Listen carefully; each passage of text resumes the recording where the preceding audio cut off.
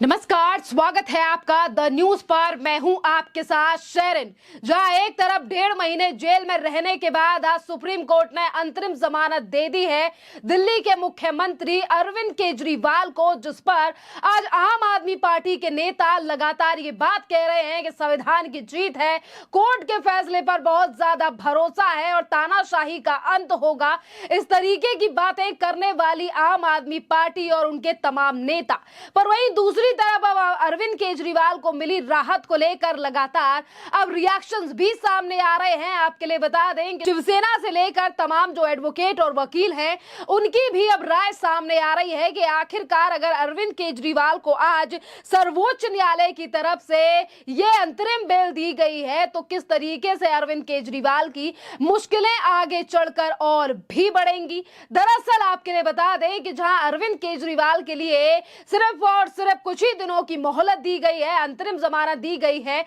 जब तक देश में लोकसभा के चुनाव हैं, चुनाव प्रचार के लिए 1 जून के बाद वापस जाना पड़ेगा अरविंद केजरीवाल को तिहाड़ जेल। जहां एक तरफ को जेल से मिली है राहत कुछ दिनों के लिए, तो वहीं दूसरी तरफ अब अरविंद केजरीवाल के इस्तीफे की उठने लगी है मांग कि अब अरविंद केजरीवाल को इस्तीफा जो है वो जेल के बाहर आकर दे देना चाहिए। और ये बात जो है वो शिवसेना के नेता संजय निरुपम के द्वारा कही गई है, जहां उन्होंने मीडिया से बात करते हुए तमाम आरोप भी आम आदमी पार्टी के ऊपर लगाए हैं और केजरीवाल से यह तक कहा है कि एक व्यक्ति जेल में रहकर आखिरकार इस तरीके से सरकार कैसे चला सकता है। और इसी के साथ संजय निरुपम ने कहा है कि अरविंद केजरीवाल काफी ज्यादा बेशरम इंसान है।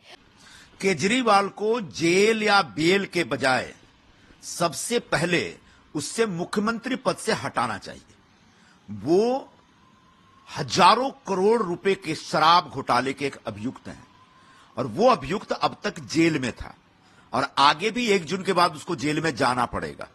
तो जेल में जो अभियुक्त है वो सरकार कैसे चला सकता है, ये एक बड़ा प्रश्न है। सवाल संवैधानिक प्रावधानों का नहीं है, सवाल नैतिकता का है। केजरीवाल स्वयं कहा करते थे कि किसी भी नेता पर कोई आरोप लगे तो उसको तत्काल अपने पद से इस्तीफा दे देना चाहिए, लेकिन जब केजरीवाल पे शराब घोटाले का आरोप लगा तो वो इतना बेशरम आदमी है कि उसने अभी तक अपना पद नहीं छोड़ा है। तो ऐसे पद लोलुप केजरीवाल के बारे में मेरा यह कहना है कि उसकी पार्टी के लोग, देश के लोग, दिल्ली के लोग सबसे पहले उससे ये कहें कि वो मुख्यमंत्री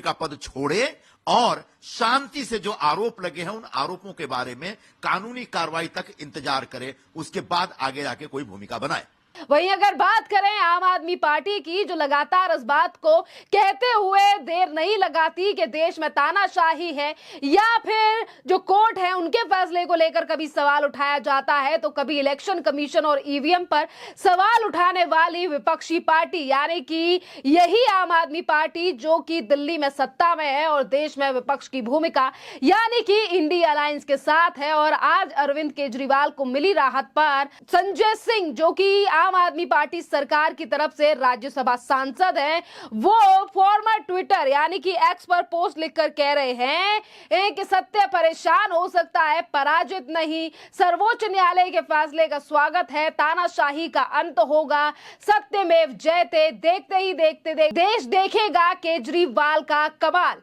पर वहीं दूसरी तरफ अगर हम बात करें संजय निरुपम की, तो देखिए संजय निरुपम ने एक तरफ मीडिया से बात करते हुए तमाम बातें अरविंद केजरीवाल पर कही है और यह तक कहा है कि अरविंद केजरीवाल को इस्तीफा दे देना चाहिए। तो वहीं दूसरी तरफ संजय निरुपम ने भी अपने सोशल मीडिया प्लेटफॉर्म एक्स पर एक पोस्ट की है जिस पर उन्होंने लिखा है कि अरविंद केजरीवाल को अंतरिम जमानत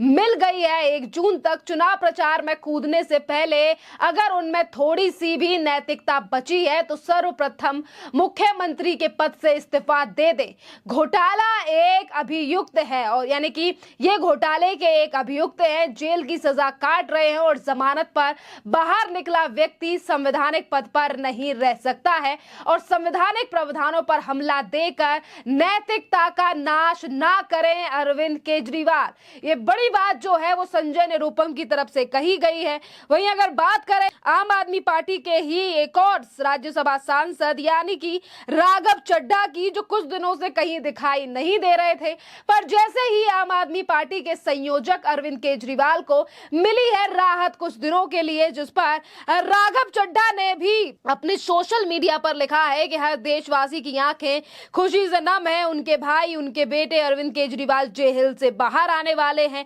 आज शाम जेल के ताले टूटेंगे, केजरीवाल छूटेंगे। लोकतंत्र की रक्षा करने के लिए माननीय सुप्रीम कोर्ट का दिल की गहराइयों से आभार। इंकलाब जिंदाबाद। ये वही लोग हैं जो कुछ दिन पहले इस बात पर जोर दे रहे थे कि देश में जो है वो बिल्कुल भी संविधान नहीं बचा है, लोकतंत्र के हिसाब से काम नहीं हो रहा है, या फिर देश के प्रधानमंत्री नरेंद्र मोदी जो हैं वो तानाशाह हैं। इस तरीके की बातें जो हैं ये तमाम विपक्षी पार्टियां कुछ दिन पहले करती हुई नजर आ रही थी, और आज अगर अरविंद केजरीवाल को कुछ दिनों की राहत कोर्ट से मिली है, जिस पर इस तरीके के बयानबाजी जो है वो की जा रही है। बात अगर हम इसी के साथ एडवोकेट की करें, क्योंकि देखिए इस पूरे मामले को लेकर पूरा फैसला जो है वो कोर्ट की तरफ से अभी तक नहीं आया है। और वही बात अगर हम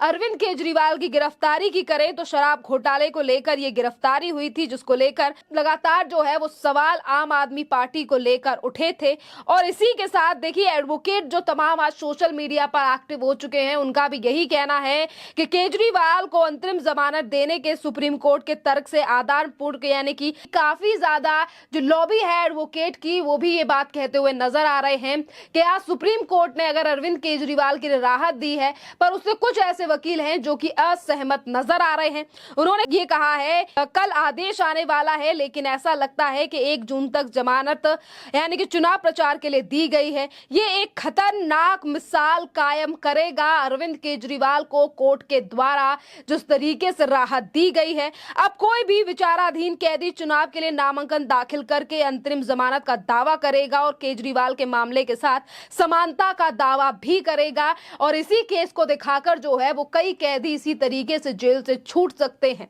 इसी के साथ एडवोकेट्स की लॉबी ये भी कह रही है कि खुद को स्वास्थ्य या किसी भी प्रियजन के स्वास्थ्य या फिर परिवार में शादी के अलावा अंतरिम जमानत देने का कोई भी अन्य वैध कारण नहीं है। वैसे भी गंभीर मामले में जहां व्यक्ति प्रभावशाली है और सबूतों से छेड़छाड़ करने और गवाहों को डराने में काफी ज्यादा सक्षम है। देखिए अगर हम बात करें एडवोकेट्स की जो आज इस पूरे मामले पर अपने तर्क रख रहे हैं और बता रहे हैं कि गलत एग्जाम्पल जो है वो इस फैसले के बाद सेट हो सकता है, तो यही बात जो है वो पहले ही ईडी के जो वकील हैं